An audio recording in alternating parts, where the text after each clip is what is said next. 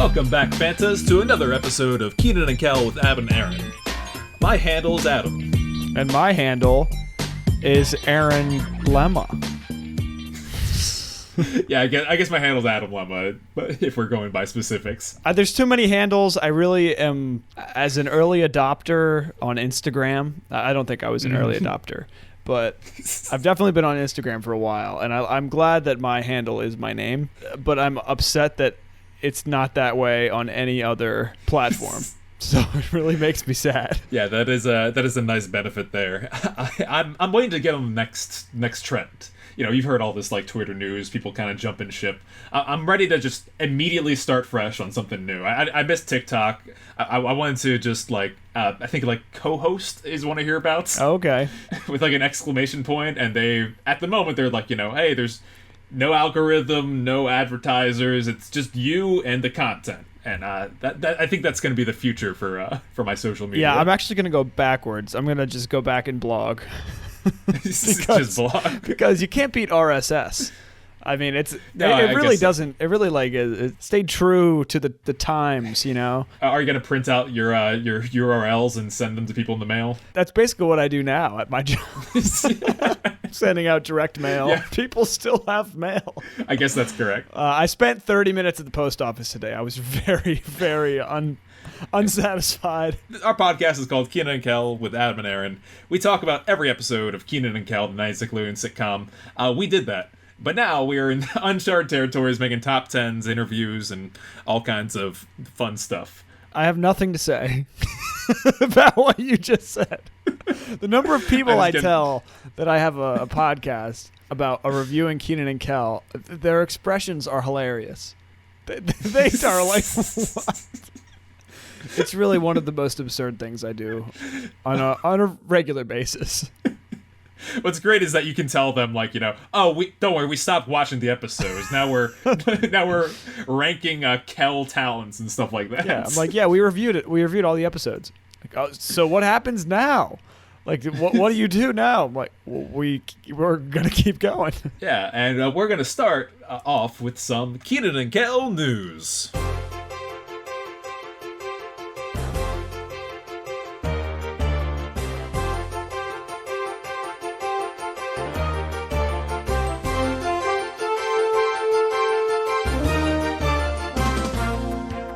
Our first message here came to us from @Upcar on Twitter, who mentioned that Kenan and Kel is finally on Paramount Plus UK. Oh, wow. So all our wonderful listeners across the pond have been pulling their hair out to hear us discuss that Kenan and Kel is now on Paramount Plus, and they had no access to it whatsoever until today. Well, I'm sure our friend Wesley will be happy about that. I think Kenan and Kel has a real big following over there. For some reason, just with how they aired, just talking to Wesley. I think it's just such an American show. It tries really hard to capture the unique experience of these young guys in Chicago. And what it does is it captures a piece of Americana. Yeah, it's almost a period and place piece. Right. In one. 90s in Chicago, the simpler times, Adam. Yeah, but it was a very universal comedy sense, for sure. They should have access to all 4 seasons, unlike many Netflix users in this country. I hope they didn't take out the copyright episodes. Yeah, me too. I hope they have as many as possible. On December 6th, Kenan will be hosting the People's Choice Award on NBC. Oh, wow. He's gotten all these awards. He's like in the running for something there, and if you go to our Twitter page @Kenan Kel Podcast, you can see, or Kenan's own Twitter handle, he needs retweets to vote for him, primetime performer. I mean, do you think he knows about us? I really think that we should be on his radar. I'd be upset that if he like missed us all these years. You know, like, I mean, he's like a celebrity. I guess he's like a big celebrity now, but well, he's busy. He's hosting award shows, right? I know, and receiving some awards on those shows. It's pretty cool. It's pretty cool that he's so relevant. So we had 2 charity events in this past week that are tangentially related to Kenan and Kel. Okay. One was the Skyrise Chicago, which I believe I mentioned a few times. Oh yeah, did you do it? No, I've said. Can we do it? I've said before. Unfortunately, it always falls on the weekend of Bacon Fest. Well, I'm gonna petition them to change it. Yeah, I actually want to. I'm considering reaching out because I want nothing more than to show up wearing the Kel's outfit with his giant jacket and his backpack full of nonsense. I want to recreate that perfectly to represent doing things the Hemingway, you know? I want an I Love Brian poster. Yeah, absolutely. That occurred this past Sunday. People climb up the steps of the Wills Tower to aid the Shirley Ryan Ability Lab. So, great events. You can still support them and send them, some donations if you are feeling so inclined. Or you can donate to Challenge Walk MS, which is an event that happens in California, where that both Kevin and Heath are two writers and creators of the show, Kenan and Kel. This year they formed hashtag Team Goodburger. No way. Yes, and their goal was to walk 50 miles to benefit MS research. Wow. So that also happened this past weekend. That's pretty amazing. I don't know if it's 50 collective miles or if it's a continuous ones. You can do 50 miles in one day. That's a lot of miles, though. I think they started early in the week on like Thursday or something like that, so maybe it was across the whole weekend. Yeah. Good for them and good for raising money for a good cause. That's awesome. As a charity man working in a charity, I appreciate novel causes, and everybody has to have their thing. Good stuff, people. Thanks for giving back. My piece of news is related to Kel doing an advertisement, an advertisement. Which one did you catch him in? I don't remember what it was, but it was plant-based orange chicken, and I was really kind of upset because I'm a critic of the plant-based industry, and when it comes to food, I'll say that publicly. It's not that much of a surprise if you know me. I'm a holistic person, but at the same time, it's great that Kel has they're like, hey, let's get Kel Mitchell to do this orange chicken commercial. He's like, I'm a master of all things orange. Yeah, that's actually really that's a fun use for that's him. Great marketing right there. Excellent marketing. It looks like the orange chickens at Panda Express. Yes, the peak of ethical food. Panda Express. Yeah, I'm sure you're not getting something like crazy healthy from them, but it's a step better than I guess what they traditionally do. If you are, I mean, I guess it's not that far from tofu, right? It's probably just like better tasting. And if you're out there listening, we'll sponsor you. If you want to be our brand partner. Maybe that's how we get in with Kel. We both become Panda Express patrons. I mean, I could find a way to contact Kel. I just don't have that much time in my day. Eat orange chicken at Panda Kitchen every day until I get his attention. I'm here because of you. I did have one final piece just to share that Kenan and Kel writer and co-star Nick Cannon is expecting a 12th child in the near future here. Is that serious? Yeah. He has 12 kids. Oh, you haven't paid attention to this? So it's kind of a running gag now. It's like how Leo DiCaprio date women over 25. Right. There was a joke of Nick Cannon's got this enormous kids family. He's trying to repopulate the earth. Yeah. Well, he had multiples with both Mariah Carey and Abby De La Rosa, and there's I think 4 other girls that have he's been fathering children with. Women, Adam. You're talking about mothers. Yes, 4 other mothers of his children. So that's a whole colony. I mean, imagine though having that much money and then just having a bunch of spawn. It's kind of how it's like. It's just they all have names of future rulers. I'll tell you. With Brittany Bell, he has 3 kids named Golden Sagan, Powerful Queen, and Rise Messiah. Oh, I like Rise Messiah. How is that one name? Rise Messiah Canon is that's the name of a dreadnought. Is it RYSE? It's spelled in traditional fashion. Wow. He also has a child named Legendary Love. It makes me think of what's Snoop Dogg's real name? You know what I mean? Why can't we just name people normal things, and then if they want to come up with their own fun name, they can. There's names and there's handles, as we talked about on the top of our show. I will say Snoop Dogg's real name is a winner too. Oh yeah? Calvin Cordozar Broadus Jr. Oh, that's awesome. Yeah. His name's Calvin. I've never heard of Cordorzar before. You know, if Snoop Dogg was on the ballot today, I would have voted for him. Like, that's where I stand on Snoop Dogg. Well, I like how he's the guy that was not afraid to try out new handles. Like, remember he was doing Snoop Lion for a bit? I actually got upset at him for that. Because I'm like, how dare you try to rebrand Bob Marley? You're not. He flipped back. So, that man does everything. He's exceptional. That's enough Kenan and Kel news for now. Let's talk Kel. I want to do a Kel top 10 to complement the Kenan schemes that we did not too long ago. Because we talked Kenan, we talked Chris, we haven't talked Kel. He hasn't got his own top 10 from us until right this minute. And Kel has many special talents that we find throughout Kenan and Kel. Yeah, we've had theories about a lot of these talents.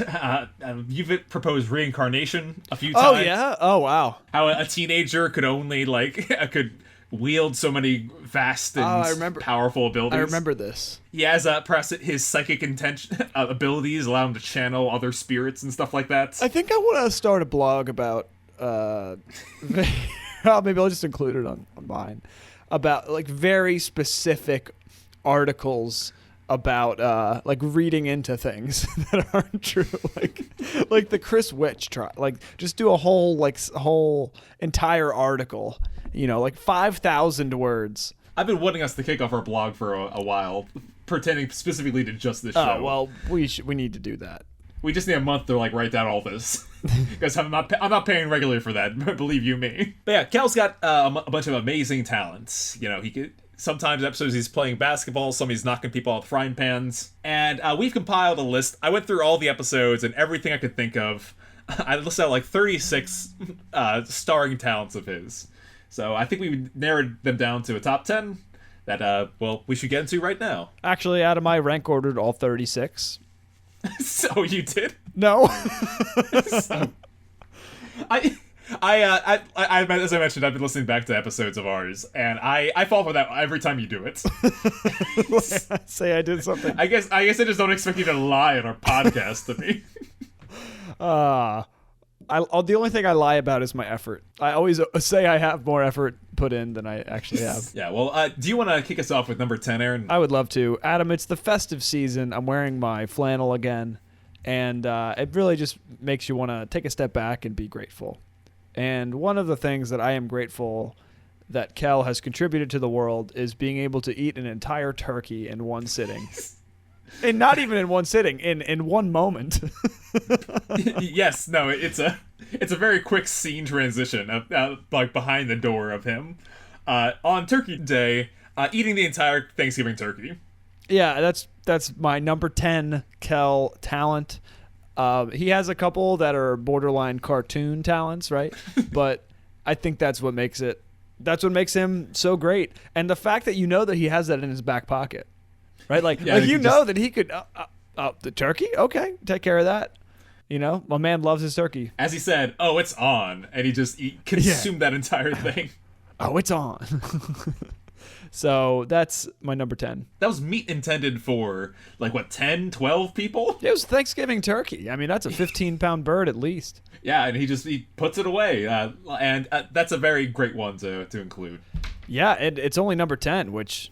I will say right now, having listened back to some of our top 10s, and I know I'm guilty of it 5 seconds ago, I want us to try not to say great.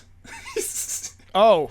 I feel like we use that as a salt in every word. Every description. My number 10 is going to be from an episode that we did not love, that we actually hated. It might be our worst episode, but I thought it was worth calling out just because of how incredible this feat would be on any human in a day-to-day life. And that was stretching out his tongue to a yard length. Oh, Adam, that's a great scene. Yeah. In the contest. I think we hated it in the moment because it just kind of broke the reality of Kenan and Kel. That is a moment that I really got upset about, so I'm sad that you included it, but I thought you would. I just because of how the fact is that we're talking about Kel Talents. I put it at the bottom of my list, but this is something that he has done that I would be. I had criteria, as I often do for these top 10s, for talents. It's kind of, I saw myself as a talent show judge. Is this a crazy, unique thing that he can do? How much practice would this take? And like how kind of flashy is it? And let me tell you, this is one flashy talent. You know, it's probably a real thing. People probably do like tongue acrobatics. You ever see someone with like the tongue that's like split and they can go like different directions with it? Yeah, that's something. Crazy tongues is a talent. You know what talent I've seen recently? It's like this America's Got Talent bit, and this guy he says he's the world's fastest reader, and he just like flips the book and he goes, he like goes to the next, and everybody's like, what are you doing? But I understand what you're saying. Stretching the tongue out, it's kind of like I think of that as double jointed. It's like being double jointed, but in your mouth. Yeah, okay. I wouldn't have included it, but you're free to do whatever you want to do, Adam. It's election day. My number 9. This one, it takes I put it a little more on the practice and skill like category, and this is in the episode The Graduates when he operates a bulldozer to tear down the stage. That is actually a very impressive skill. In order to get a properly licensed to operate a bulldozer, it takes about 2 to 4 years, depending on your state. But he didn't do that. He did not do that, no. But they do that just so that you learn all the safeties and motions and stuff like that. Kel got in and figured it out, and did exactly what he set out to do. That's a talent. Those things are very difficult to move. I've never tried, of course, but I feel like I kind of want to learn. Like hidden talent, right? You just hop in an excavator. You just you just dig some trench. Yeah, this is remember this is Kel that does not like have his driver's license or anything like that. This is Kel who has been in like one car accident before in the limo. Kenan wants him to destroy the day. I'm a little upset at how flimsy the stage was. After all those years of hard work, they get the little flimsy stage. On to your number 9. Also school related. This episode transpired mostly in Principal Dimley's office when Kenan and Kel were trying to get to the bottom of their IQ test, which Kel had a perfect score on. A 98 out of 100. 98 out of 100, right. Incredibly well at test taking. I mean, so first off, IQ tests are not out of 100. No. But it seems like Kel does have that like genius quality to him. You know, if we're talking about the specifics of actually testing for it and measuring it, you know, it's pretty impressive. Yeah, for someone that is not like kind of outwardly apparent in that either. I would say that his intelligence is very humble. I wrote down a couple other ones. In Futurama, he aced his alien anatomy test, and when in car trouble, when he scored 100% on the driving test, despite not being able to have a license and stuff like that. He was able to just knock that one out of the park for Kenan. Yes. Kel's an exceptional test taker, but he is also naturally smart, but he's so kind of foolish and bumbling most of the rest of the time that it doesn't really matter. He's got book smarts, but not street smarts, even though he's got inherited intelligence, if you will. Yeah, it's genetic. Yeah. His parents are a rocket surgeon and a brain scientist, you know? Oh, right. That should be a talent. Having good genes. Why is Kel never at home? All right, that's my number 9. And my number 8 is switching gears a little bit. So we learned in a couple different episodes that Kel is artistically talented. But in this way, it's a very brief moment, which is why I included it at number 8 instead of higher. But it's during House Sitter when Kel pulls out the oboe, and he starts. Yeah, for Norman the goldfish. I like this moment too because it's entirely like unappreciated. Like Kenan's in the kitchen trying to fix things there.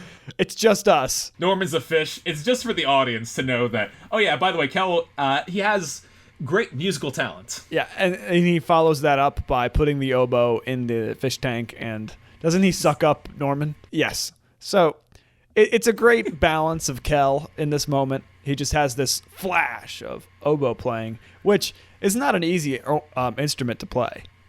You can't just... most instruments take several years to get like that. You're not just casually a hack. good. Yeah.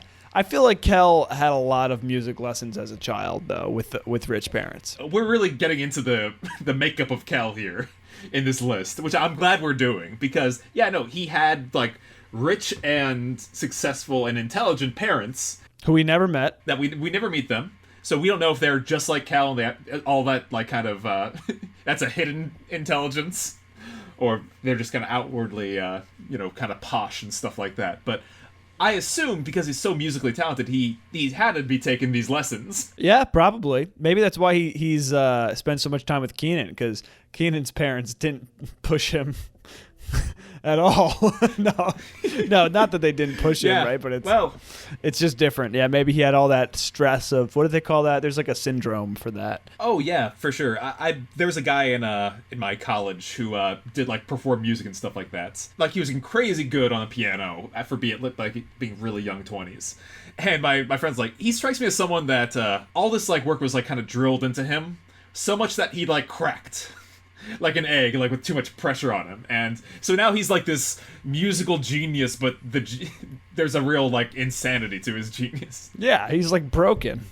Yeah, you push a kid too hard, it's Andre Agassi syndrome. Yeah, it's like you basically you push a child too far. So who knows? But Kel has all these hidden talents, and we're excited to be diving into them. What's your number 8, Adam? My number 8 is also very mental power, specifically in mental telepathy. I picked this one because of the potential that his skills have here. And even though they didn't fully pull it off on the episode, he has skills of observance. Kel is so observant in this episode that people believe that he's psychic, including knowing like who's going to be on the phone line before it happens, knowing about what's in certain people's doctor files and stuff like that. This is a real skill that happens if you've seen like stuff like The Mentalist, and if you see any kind of person on the side of the road that does tricks side of the road. Yeah, I see it all the time.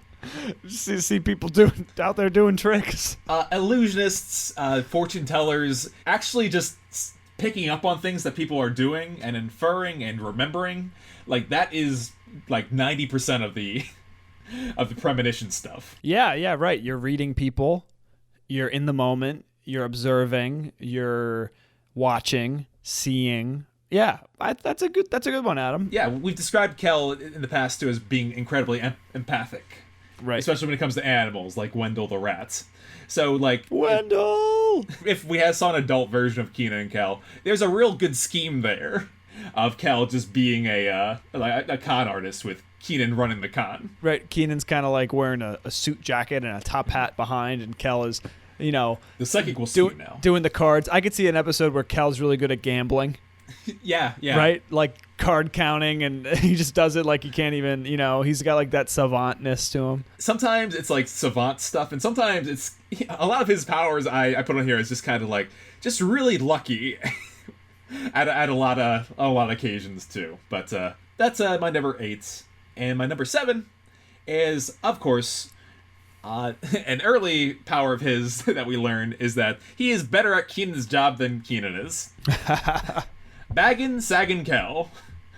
Kel can bag groceries with incredible speed. That's hard to do. Did you ever go to a store where you bag your own groceries? Aaron, I was a bagger for a period of time when I worked at Dollar Tree. And that's it takes a lot of things to especially sort and organize what you're bagging there. You don't want to put like that cans on top of the bread and things like that. So again, it kind of goes to that observation powers. You see everything that you have to bag, and he does so with ease. Kel kind of seems like an engineer to me. I could see him like going into that profession. Of, he has all the abilities to like see. You see a bag, and then it's like a problem that has to be solved by all these. He's a creative problem solver. Yeah, right. Everyone's impressed, and he like would have won a trophy for it had the episode played out normally. That's right. That's an award-worthy talent. I would agree with that. The 17th annual. Right? 17th, yeah. Yes. Good memory. Dang. I gotta remember something. Number 7, we have something that we alluded to earlier this episode. It's very difficult to backpack upstairs, and doing things the Hemingway. They definitely do that well. Kel crushes it up the stairs of the Sears Tower, wearing a winter coat and a giant backpack. So I would say it's a talent because it's very difficult to do. And he was prepared. The survivalness expert there. Yeah. Yeah. A lot of planning. It was a well-packed bag. He was ready for us to make some fresh juice as he was ascending. You never know what you're going to need. I listed in a couple other powers on here, but Kel has a lot of endurance. Yes. When it comes to it. I think that's a good example of his physical endurance. But he's got, like, mental endurance, too. Oh, yeah. I didn't include it, but in Two Heads Are Better Than None, when he sings 1,000,000 bottles of orange soda on the wall, like, that's not something that for the faint of heart. No, you got to commit. I mean, I wonder how many times it's actually been sung. How many times has that song been started and finished? I'm certain it's happened to the hundreds. I don't know if anyone's done 1,000,000. That's a lot. Yeah. I'm sure somebody has. There's some YouTuber that counts to 1,000,000 that'll do something like that easily. There's a YouTuber that counts to 1,000,000. I think we talked about it, Mr. Beast. I think that was his early videos, just to get popular. He was just like, I'm just going to count for 24 hours. That's like... And you would put on an anime and watch it and just go 1, 2, 3, 4. And the video was 24 hours long. That's painful. Did you see the guy who ate rotisserie chicken 40 days in a row? Yeah, the Philly man. That's pretty awesome. He is a Philly man. Yeah. I approve of it. I do think, to an extent, I'm like, okay, I feel up for that. I feel like right. I thought that too. Like I would have to make sure I worked out every day or something like that. But I think 30% of the conversation around him is people saying like, that's not too much. Like that's doable. It's doable, but the fact that he did it, yeah, and had a crowd, to the bit, so yeah. Good for him. Hey, I'm talking about climbing up the Willis Tower, wearing an outfit from Kenan and Kel. So what do I know about dumb challenges? Yeah, that's right. What's your 6?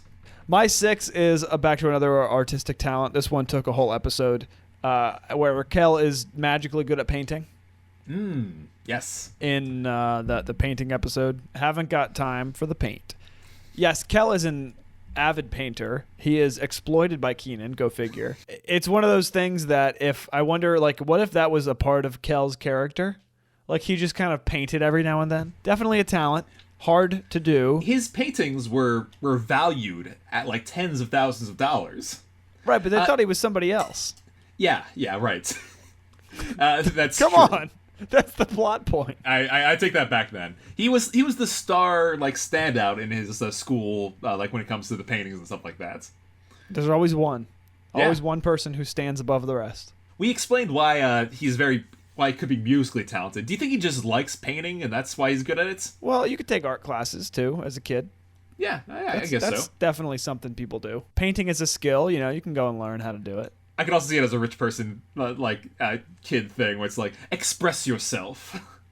Like really, from a young age, as soon as he could, like, hold something, he was, like, painting and drawing and doodling. Yeah, you give a kid a couple buckets of paint, and you say, make art. In, like, the garage. Mm-hmm. Wearing your backwards dad shirt. Backwards dad shirt. Do you remember this? No. We used to have, like, our painting days at home. And yeah, it was like an old, like, shirt from Dad. You would wear it backwards and be like a smuck. What?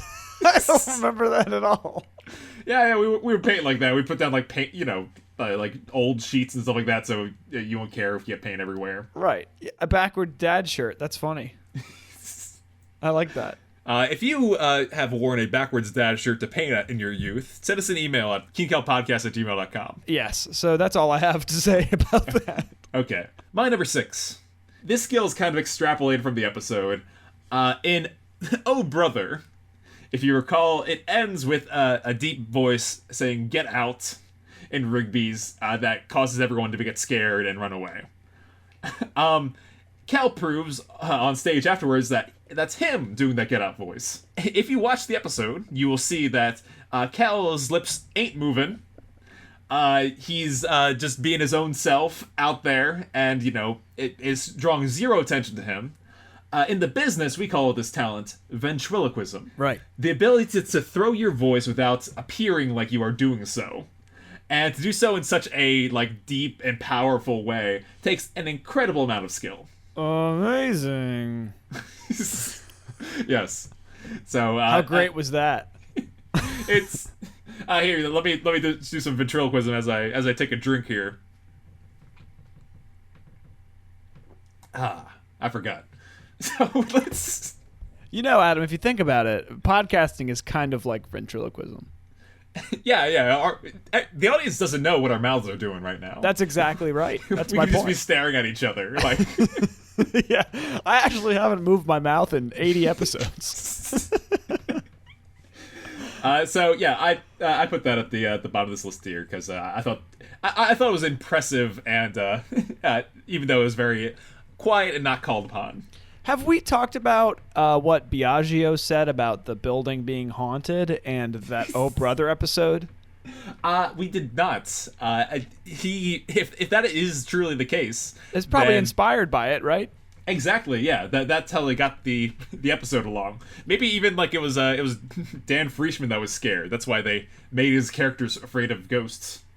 Maybe, yeah. Could be. I don't know what is about us today. I think we don't have as many words as we normally do. Yeah, I mean, I think we're pretty tired. I have a busy week, so. Yeah, same. Number 5. No one has this skill outside of sitcoms and stuff like this, but I think it's a super duper talented one, and I value the ability to identify donuts by smell. It's very up there for me in terms of what things Kel can do. This is also his starring talent of the episode He Got Job. This is what Kenan uses to convince Dave Stale that Kel is worthy of being employed. Is that he can smell globs of dough. I was in a donut shop earlier today, Aaron. I couldn't tell the difference. Did you try? You tried to smell different donuts? Yeah. The difference between a powdered donut and like an iced donut, it's like okay. But he could tell you what a bear claw was. He could tell you what's red velvet. Just using his nose. I put that as a super duper skill. Well, it's certainly a superpower because I can't do that. I mean, maybe fruit.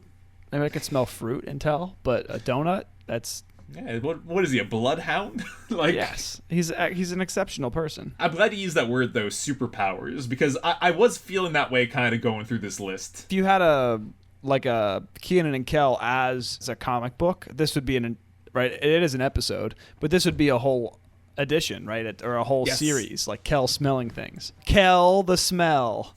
You know, yeah. It writes itself. I think comics fans would be mad at how many powers Kel has. Because it seems like he can do just about anything going through this list. Like, if you were to list that in superhero terms, which maybe I'll make a blog post like that, where I list, like, you know, they have names for, like, elemental and manipulation and stuff like that. That's funny. Yeah, so I would love to quantify what Kel's abilities are in, like, Marvel hero terms. I would like to make Kenan a villain, where he just embodies corporate greed. Corporate Kenan.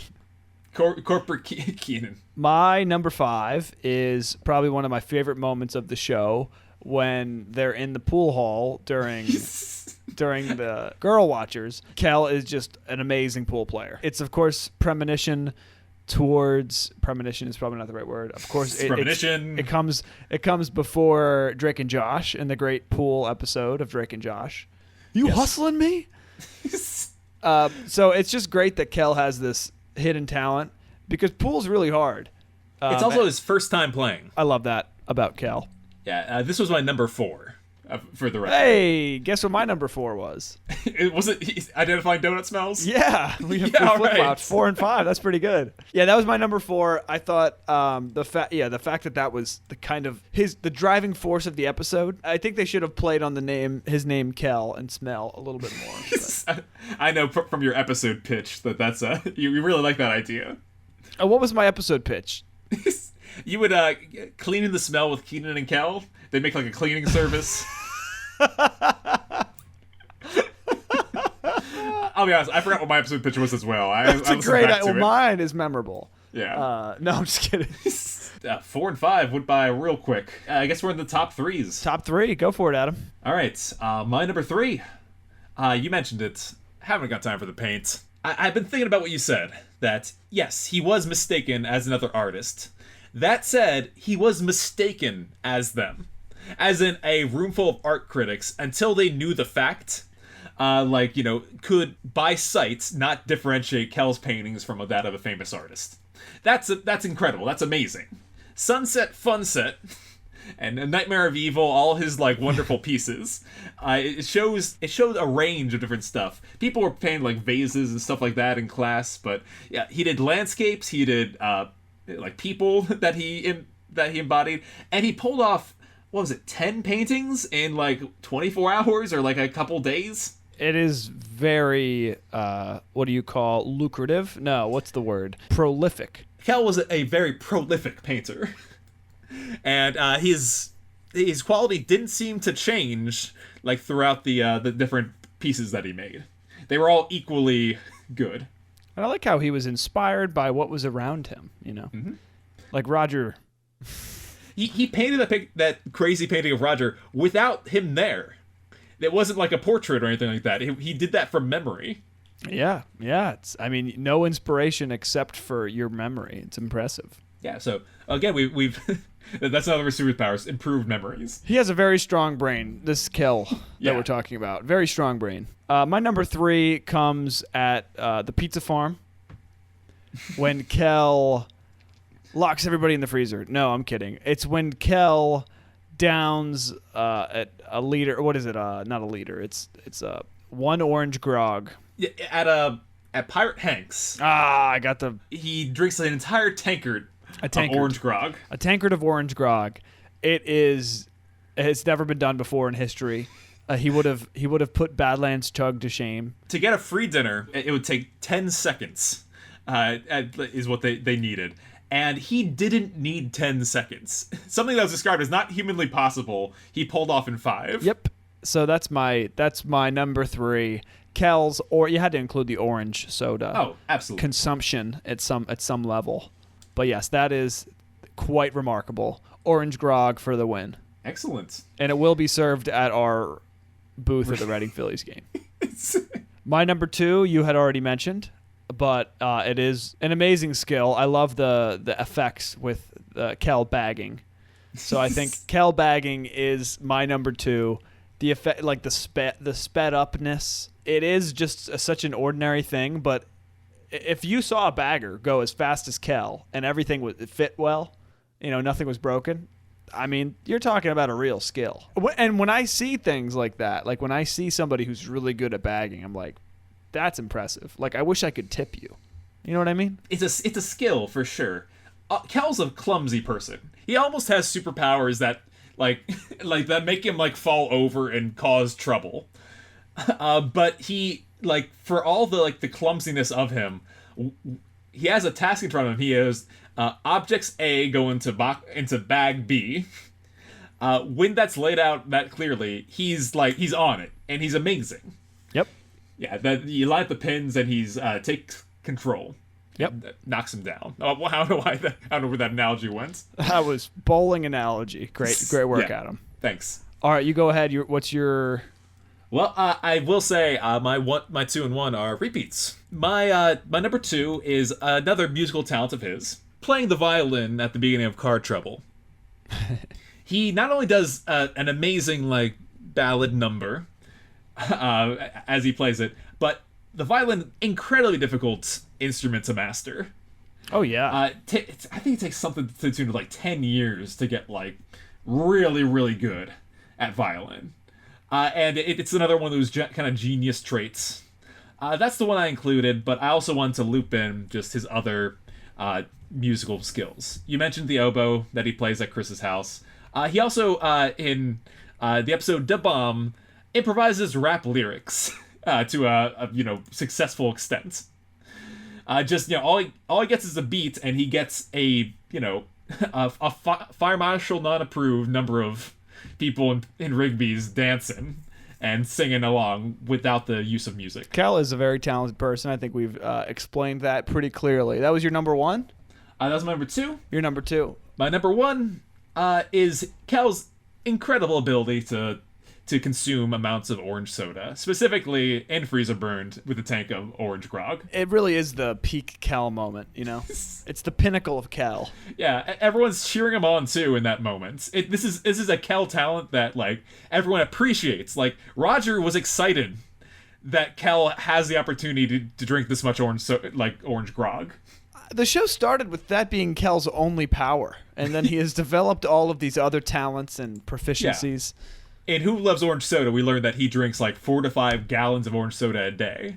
And the fact that he can consume that much and still be a functioning human being is the greatest talent of all in my book. It's quite remarkable what Kel can do with orange soda. Yeah, it's a signature too. That's why he's doing Orange Chicken Pan Express commercials 26 years later. Yeah, it really is. And so he should do every orange flavored food. I really do agree with that. Yeah, I'm for that. So my number one is not only a skill that Kel Kimble possesses, but a skill that Kel Mitchell possesses. And it is only seen a couple times. That's not true. It's seen quite often, but when he dances. Yeah. I mean, he's like Prince. Oh yeah. He's got some Prince moves. He's got some MJ moves. Yeah. There's this one great scene at the closing credits, and we talked about it for so they tried to recreate it and they couldn't, and it's just Kel just keeps on going. And he does some kind of dance that, like, along with the crowd. You know, he dances with the music of the cheers and the applause. And then there's the other one where, you know, there's a giant bottle of orange soda and Who loves who? Yeah. The fountain opens and he just goes for it. He does his thing. And there's dancing or singing in the orange soda or dancing in the orange soda, that musical number, which was not great. But the dancing was still impressive. So yeah, nothing against his dancing there. He's dancing all the time. You see him like, you know, in the Drop the Screw in the Tuna episode. And, like he's dancing and singing along with Kenan. It's a really good embodiment of his physical abilities. Yeah, so that's almost like the ultimate slapstick. It's slapstick meets harmony and melody. It's Kel Mitchell coming through and Kel Kimble. And so that's my number one Kel talent, is a real Kel talent. And he was on Dancing with the Stars, right? If not one, he was runner-up on Dancing with the Stars. Yeah. So, I mean, he's an amazing dancer. So, shout out to Kel, my man. Excellent work, Kel. We loved you as yourself and as Kel Kimble. Ooh. We love you. Ooh. Celebrity runner-up from season 28 of Dancing with the Stars. There you go. Yeah, so excellent work, Kel. Glad that we talked about you. Now, to end our episode, Aaron, would you join me for a Fanta Cam? I would love to, Adam. This one I would like to share with you. Sure. This was a treat by @nasty_crab, a guy named Ben. And I just really, I really appreciate it. You know me, I go through every Kenan and Kel tweet that there is. Stuck in good purgatory, somewhere between Kenan and Kel.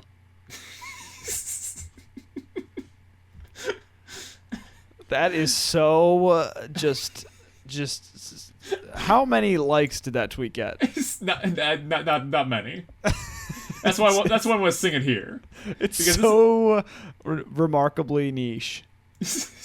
Well, I didn't realize that until someone pointed out to me. Until Ben here said this, because yeah, Kenan and Kel does kind of rhyme with heaven and hell, doesn't it? Is that why their names like worked together? Because how have we never mentioned this? Yeah, we've talked about this before. My God. We've talked about Chris as a Christ allegory. And wow. Maybe that's how they got parents to let their kids watch it. I don't know. This is interesting. Wow. This is very interesting. This is a blog post waiting to happen. Thank you very much, Nasty Crab. Well, to your point, there's a real angel and devil thing going on with Kenan and Kel sometimes. Oh, where Kel has a lot of like hero good moments, and Kenan can get really greedy and nefarious. It's like the Ned's Declassified with the angel and demon like on his shoulder. Oh yeah, we'll zoom all in. Across the board. That's the one I wanted to share. Well, thanks for sharing, Adam. It's been a great time reminiscing on Kel's most talented moments. Yes. So thank you for joining me, Aaron, as always. And thank you, fans, for listening. If you want to get involved with Kenan and Kel podcast, go to anchor.fm/Kenan Kel podcast. Leave us a voice message. Tell us your thoughts. Leave us a question. And also send us an email at KenanKelPodcast@gmail.com. We'd love to hear from you. Sponsor you on the Fanta Cam. If you got anything for us, people, you let us know. And we'll try to address it. Our podcast will be coming soon to co-host. Exclamation point. Replacement, yeah. Until next time, everybody. Here it goes. Thank you for listening. You can send us an email at KenanKelPodcast@gmail.com or leave us a voicemail at anchor.fm/KenanKelPodcast. You can find us on Twitter, Instagram, TikTok, all at KenanKelPodcast.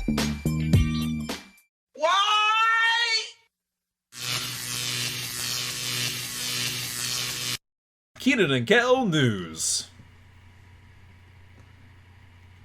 I no longer have joy in my life. Only Linda Ellerby has stolen. I didn't want to remove this. Linda, I was really tempted not to tell you. I should send Linda Ellerby a letter.